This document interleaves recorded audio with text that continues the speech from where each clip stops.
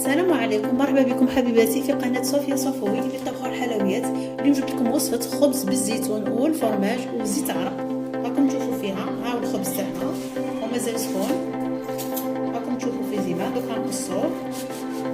والله باش نقول لكم خبزه روعه وعجينه هشه وممكن هو طري بزاف وبنين واقتصادي، ما يديش منكم وقت طويل ولا مكونات بزاف.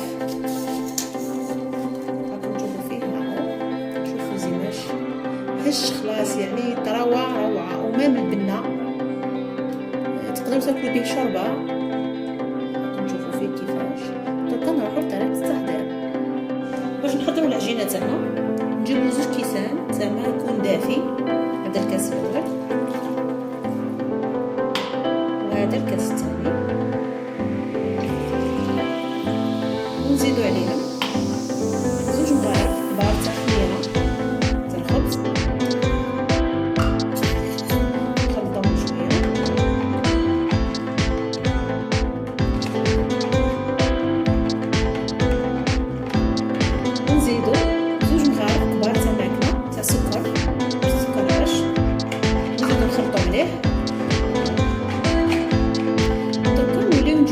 كاس تاع زيت نباتي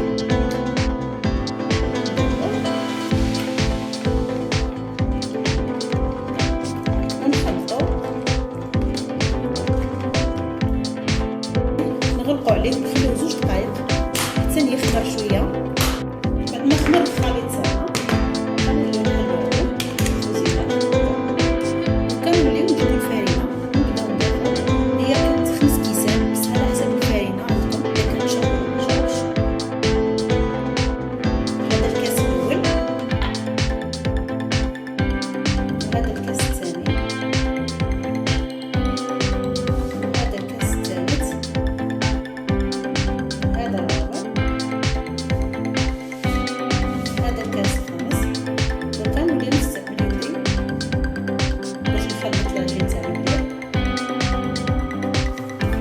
هاي العجينة نغسلو عليها. دركا نجيبو شوية زيت نغرقها في يدينا، نقلبو بها العجينة مليح. لازم تكون طرية كيما هكا، كنشوفو في القوام ديالهاش.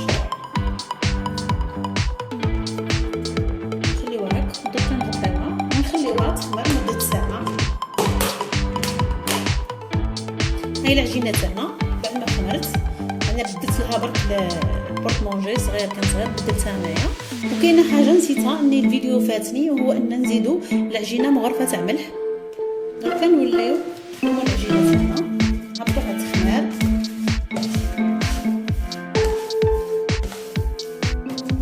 تكون عجينه خفيفه بزاف، تشوفوا فيها زيناش.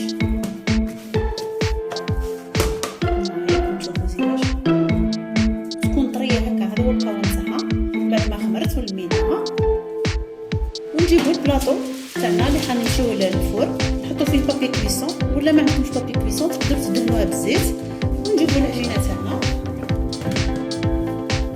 نحطوها هنا ونبدا نطرحوها غير بشويه هكا ماشي بزاف.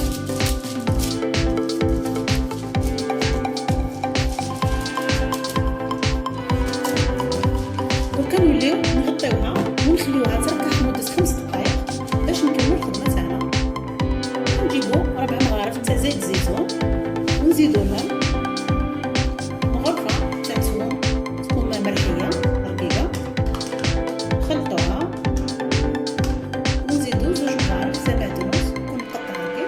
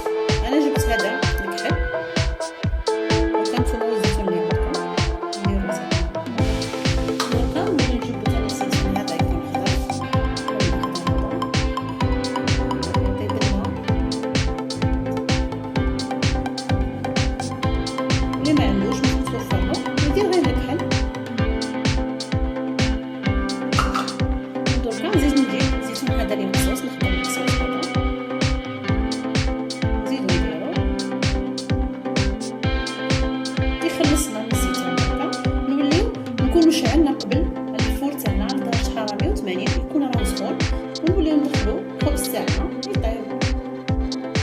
ما نحل الخبز تاعنا من الفور عاود سخون مازال سخون، دوكا نولي نجيبو شويه زيت عرق ونصبو عليه من فوقها. كي تصبولو راهو يتشرب يعطي طعم مليح. الخبز تاعنا الفرماج والزيتون والثوم وزيت عرب، هذا هي الوصفه تاع اليوم. نتمنى ان تجربوها وتعجبكم وتنجحوا فيها، وما تنساوش تدعموني وتشتركوا في القناه وديروا لي لايك مع تعليق، وفي الوصفه القادمه ان شاء الله. والسلام عليكم ورحمه الله تعالى